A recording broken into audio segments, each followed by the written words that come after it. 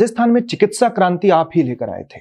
उससे पहले जब हम देखते थे कि कोई व्यक्ति या किसी गरीब परिवार का व्यक्ति बीमार होता था तो अस्पताल जाने से पहले पड़ोसी के घर में जाता था कुछ पैसे उधार मांगने, क्योंकि दवाइयां और जांचें बहुत महंगी थी। लेकिन जब आप जेनरिक दवाइयां लेकर आए उसके बाद काफी राहत मिली गरीबों को और काफी क्रांति आई। लेकिन एक बात दूसरा जो पहलू है, लोग कहते हैं कि जो मतलब ये भ्रांति है या क्या पता क्या है कि जेनरिक दवाई असरदार कम होती है। इस तरीके की बातें भी फैला दी गई। इसे वापस देखेंगे कि आप जब आपका कार्यकाल नहीं रहा या आप मेडिकल क्षेत्र में नहीं रहे तो वापस लोग वही महंगी दवाइयों पर शिफ्ट होने लग गए, या किसी और अधिकारी ने उस चीज पर ध्यान नहीं दिया?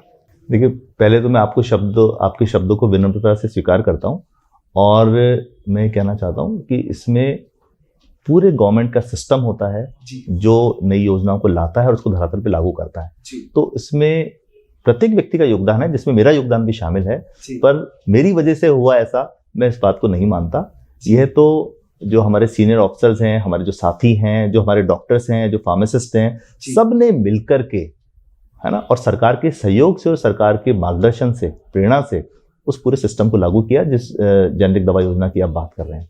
और निसंदेह उसका उद्देश्य यही था कि जो भी व्यक्ति है राजस्थान में, अभी 7.5 करोड़ लोग हैं, वह अगर राजकीय अस्पताल में जाए तो इसका इलाज लगभग निःशुल्क हो जाए। जो भी कॉमन यूज की जो दवाइयां हैं वो उसको फ्री ऑफ कॉस्ट मिल जाएं, जो कॉमन टेस्ट हैं वो उसको फ्री हो जाएं, जिससे उसकी जेब पे जो भार पड़ रहा है, जो आउट ऑफ पॉकेट एक्सपेंडिचर जिसको बोलते हैं, उसमें काफ़ी कमी आए। और वो निश्चित रूप से आए भी।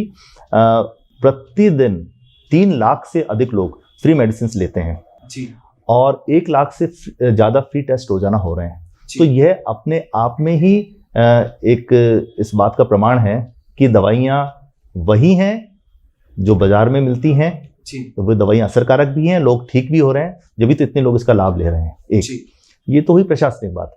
अगर उसको हम टेक्निकली देखें तो जेनरिक मेडिसिन वही मेडिसिन होती हैं, कोई अलग मेडिसिन नहीं होती।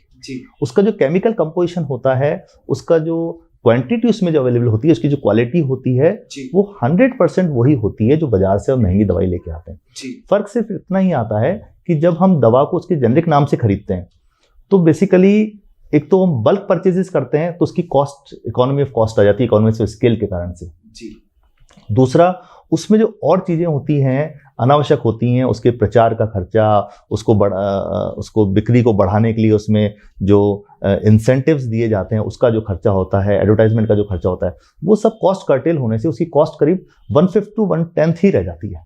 और लोगों को इससे फायदा ये होता है कि जो 100 रुपये की दवा है वो 10 रुपये मिल जाती है और सरकार को भी 10 रुपये में बाजार से खरीदनी पड़ती है और आम जन जो सरकारी अस्पताल में आता है उसको फ्री मिल जाती है। यही उसका लाभ है।